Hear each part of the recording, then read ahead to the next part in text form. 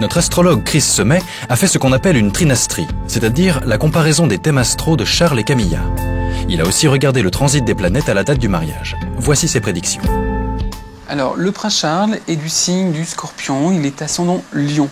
Camilla est du signe du Cancer, elle est ascendant Lion, donc au niveau de leur personnalité, on va dire qu'il y a quand même pas mal de points communs. Déjà, 2 signes d'eau, ça veut dire qu'il y a une espèce de fusion, il y a une espèce de relation très empathique, très instinctive.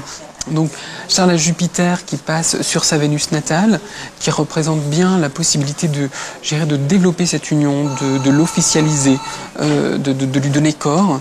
Et d'un autre côté, nous avons Camilla qui a Saturne en transit sur son Soleil et sur Mercure, qui représente là aussi la possibilité d'avoir une nouvelle image, d'avoir une nouvelle dimension sociale. Je pense qu'il n'y a rien qui s'oppose à cette union. Ce qui est très intéressant, c'est qu'on retrouve des aspects dans ces 2 thèmes qui va permettre à Camilla de donner une nouvelle image d'elle-même.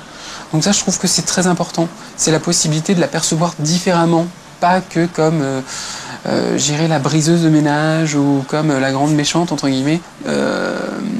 Oui, astrologiquement parlant, tous les ingrédients sont là pour que cette union soit officialisée et évolue et grandisse en tout cas.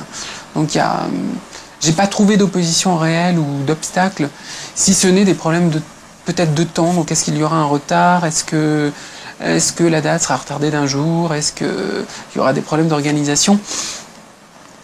Tout ça est dans un contexte un petit peu lourd, mais ça se fait. Je ne pense pas qu'elle atteigne le trône. Tout simplement, elle a quand même, elle a à peu près 5 planètes en maison 12.